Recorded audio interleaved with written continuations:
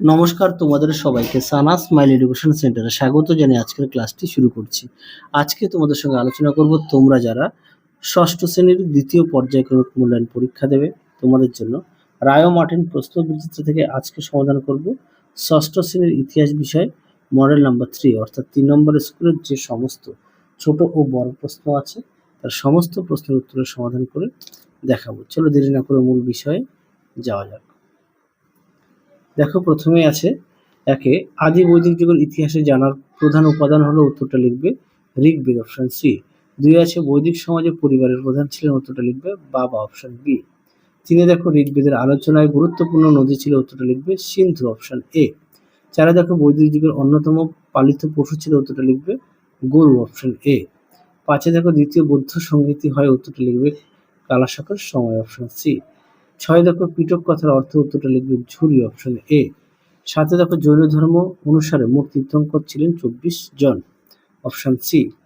তারপরে দেখো 8 মগধের রাজধানী প্রথমে ছিল রাজগৃহ। তোমাদের কাছে একটি প্রশ্ন রাখলাম, অবশ্যই উত্তরটি জানাবে কমেন্ট বক্সে।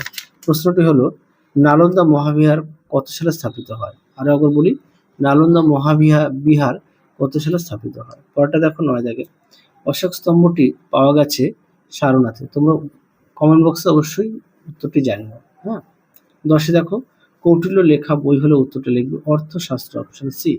11 দেখো চন্দ্রগুপ্ত মৌর্যের ছেলের নাম উত্তরটা লিখবে বিন্দুসার অপশন বি।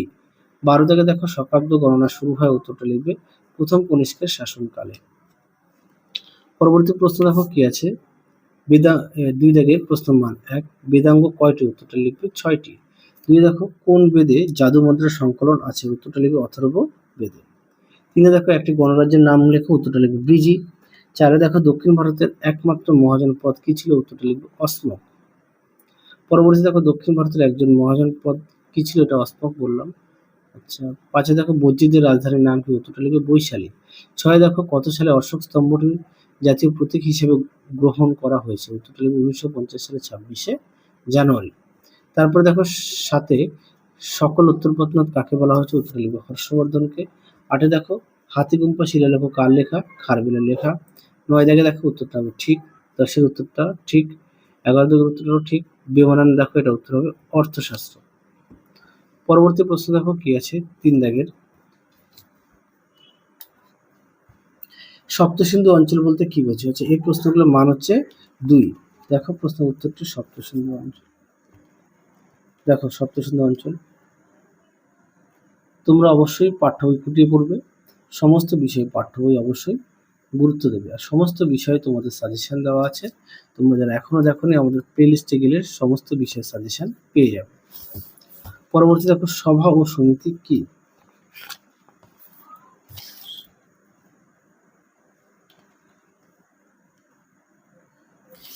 সভা ও সমিতি 66 দেখো সভা ও সমিতি সুন্দর করে দেওয়া আছে, তোমরা অবশ্যই পড়ে নিয়ে লিখবে। 66 এটা হচ্ছে 67 পেজ। হ্যাঁ, পরে দেখো ধর্মচক্র প্রবর্তন কি?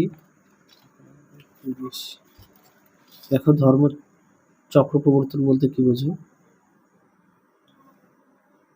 সুন্দর করে দেওয়া আছে, তোমরা অবশ্যই পড়ে নিয়ে লিখবে।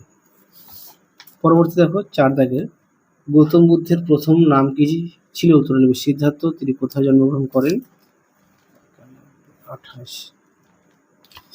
দেখো গৌতম বুদ্ধের সম্পর্কে এখানে দেওয়া আছে, তোমরা এখান থেকে পড়িয়ে লিখবে। দেখো 566 অব্দে নেপালের তরাই অঞ্চলের কপিলাবস্তুর শাক্য বংশে জন্মগ্রহণ করেন। তাহলে এখান থেকে এই পর্যন্ত লিখলেই হয়ে যাবে। হ্যাঁ, 5 দেখো সি ইউকি কার লেখা? উত্তরটা লিখবে সুয়ানজানের লেখা। শিলাজিৎ কার উপাধি? উত্তরটা হর্ষবর্ধনের। তারপরে দেখো 6 কোন বংশের শাসনকালে ভাগ ও বলি নামে দুরকম কর নেওয়া হতো? উত্তরটা লিখবে মৌর্য আমলে। তারপরে উৎপন্ন ফসলের কত অংশ ভাগ হিসেবে নেওয়া হতো? দেখো 1/6 অংশ। পরবর্তী প্রশ্ন দেখো 4 দাগের কি আছে যার প্রশ্নের মান 3। একে আছে ঋগ্বেদের বর্ণাশ্রম ও চতুর্বর্ণ প্রথা কেমন ছিল?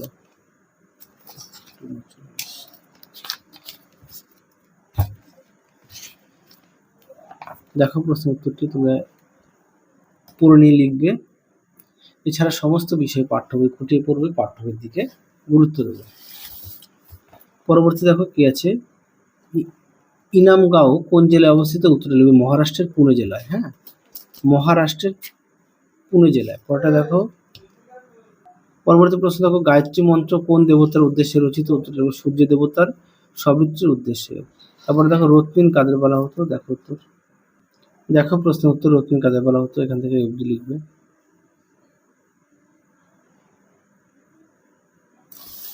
পরবর্তী দেখো, দিগম্বর ও শ্বেতাম্বর সম্পর্কে যা জানো লেখো। দেখো দিগম্বর ও শ্বেতাম্বর দেখে নাও।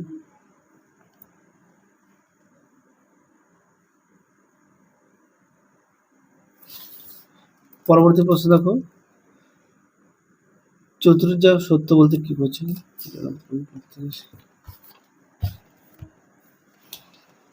দেখো প্রশ্ন উত্তরটি।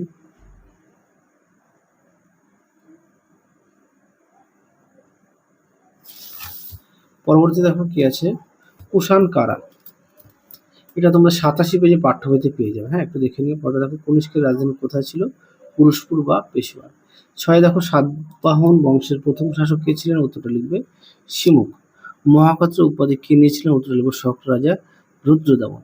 পরে দেখো, শেষ মৌর্য সম্রাট কে ছিলেন? উত্তরটা লিখবে বৃহদ্রথ।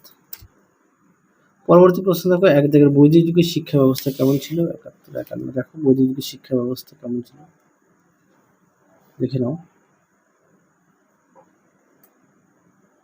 পরবর্তী দেখো কি আছে, টিকা লেখো মেগালিথ। দেখো এটা পাঠ্য বইতে পেয়ে যাবে, পৃষ্ঠা নম্বর 61 পাঠ্য বইতে মেগালিথ। দেখে নাও, তোমরা এখান থেকে পড়ে নিয়ে লিখবে পৃষ্ঠা নম্বর পাঠ্য বইতে 61। পরবর্তী দেখো 3 দাগের, চতুর্যাম ও পঞ্চম মহাব্রত বলতে সম্পর্কে লেখো। দেখো 90 পৃষ্ঠায় 46। দেখো প্রথমটা দেখো, চতুর্যাম বলতে এখান থেকে লিখবে এই পর্যন্ত চতুর্যাম, তারপরটা দেখো পঞ্চম মহাব্রত, এখান থেকে লিখবে। দেখে নাও, আমি মুখে বললাম না। পরবর্তী দেখো কি আছে, বর্জিত উন্নতির নিয়মগুলি লেখো। দেখো এই প্রশ্নের উত্তরটা তোমরা পাঠ্য বইতে পেয়ে যাবে, পাঠ্য বই সুন্দর করে দেওয়া আছে, সেখান থেকে তোমরা পড়ে নিতে পারো। পরেটা দেখো, গঙ্গা নদীর সম্পর্কে যা জানো লেখো। দেখো প্রশ্ন উত্তরটি।